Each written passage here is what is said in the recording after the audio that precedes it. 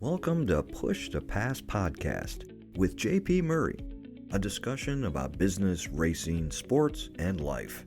This podcast delivers insights on what makes businesses, teams, and people successful based on real-life business experiences.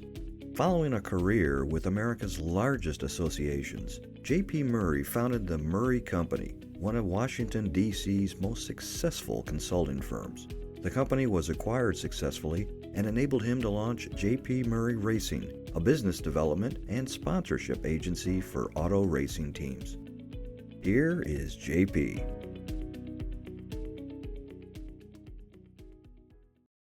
Hello, everyone. It's JP Murray. I'm super excited about today's podcast, and I want to make it the most candid, no holds barred cast I've had in a long time.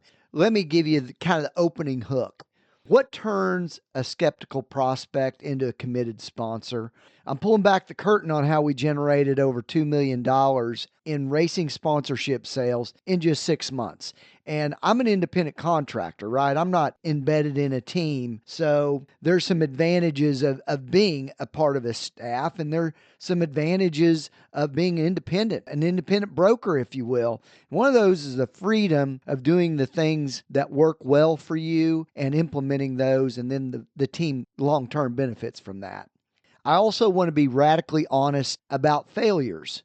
So let me take you back 10 years to a decision that changed everything for me, my friends.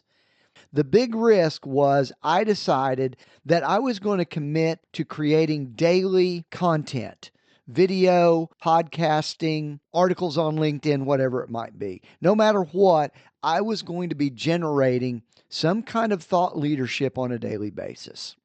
That commitment snowballed over time. They all add up. Daily videos were transformed into articles. Now I can take that audio file and make it into a LinkedIn article very quickly. I'm frankly using AI now to even tweak the writing to make sure it's a little bit more professional and better. The articles now become a box set and can be evolved into a weekly newsletter. The articles also become scripts for my podcast. See where it's going? I do a piece of content one time, and then it just starts to scale up, and I can use it in different formats. Then I was fortunate enough to have a communications director when I was at the Murray Company, Kim Gillum, who said, hey, let's take all this information and start jamming it up, crowdsourcing it in effect to become a book. Then that book became, frankly, the most expensive business card I've ever had. But I sent it out to prospects and I sent it out to clients to remind us how we do things. Ultimately, friends, this became an extensive library of marketing materials. Now, what were the risks that I faced going into this? Well, a lot of it almost stopped me, and it may stop you. You look bad on camera. The hair looks terrible, but it can't get in your way. You can sound stupid. You may think that you run out of things to talk about. Well, this is a very important point. You are going to sound stupid some of the time. Some days aren't going to be as good as others in terms of the content that you generate. The important thing is to keep moving forward, because the compounding and the daily engagement is more important than waiting until you get the perfect 1 minute of scripted video out. So creating content that nobody would watch is actually quite okay, because over time you get better at it. Here's what I discovered. The real risk wasn't any of these things. Missing days, sounding stupid. The real risk was to my ego. My ego was taking a hit because to do the daily offering, I had to admit things that I've done wrong. Because if you're always talking about how you dunked on somebody or how you hit the home run and watched it leave, hey, you and I both know this, those don't happen all the time. So you've got to be authentic to talk about your story and not so hung up about being brilliant. Because if you're like me, I'm not brilliant. I just talk about what happens. This enabled me to do it on virtually a daily basis. Let me tell you about the benefit of this stuff. Your digital footprint matters much more than the pitch deck that you've got a marketing team spending time on. People get comfortable by watching and reviewing your social media footprint, reading, hearing what you talk about. By the time you speak to a prospect now, you might be 75% down the road to getting the deal because they've already done their due diligence and they've watched you. Or you may have an initial cold call, and I guarantee you after that, they're going to go back and they're going to say, man, what does this guy do? What's their perspective on things? Who are they connected to?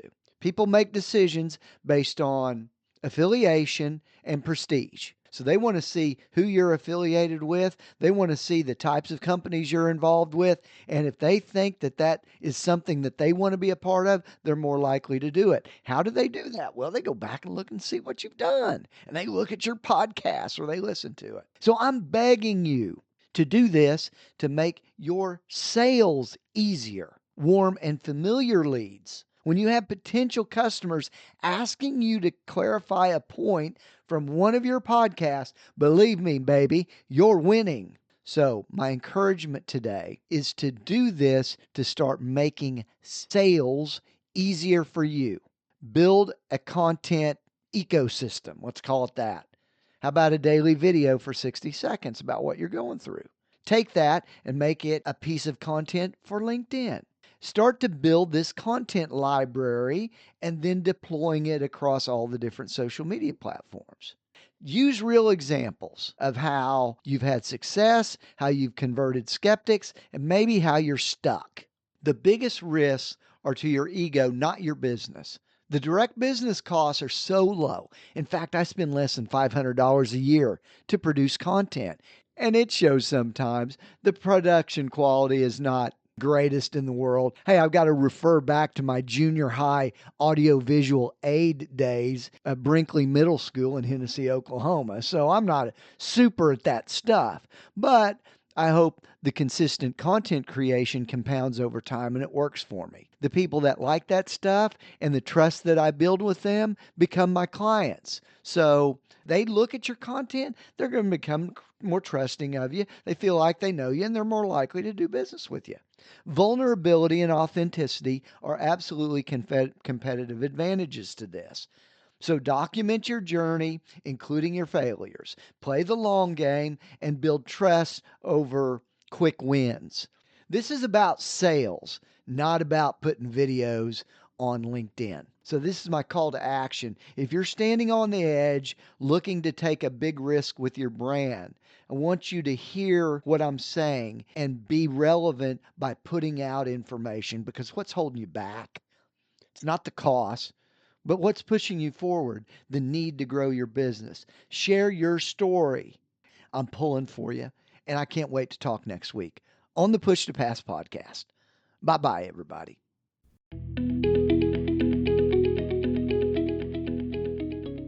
Thank you for listening to the Push to Pass podcast with JP Murray, a discussion about business, racing, sports, and life. If you would like to sponsor Push to Pass, send an email to jp@jpmurray.com. Follow JP on Twitter, LinkedIn, Facebook, and YouTube. His website is jpmurray.com. Until next time, push yourself to pass the competition. Thanks for listening.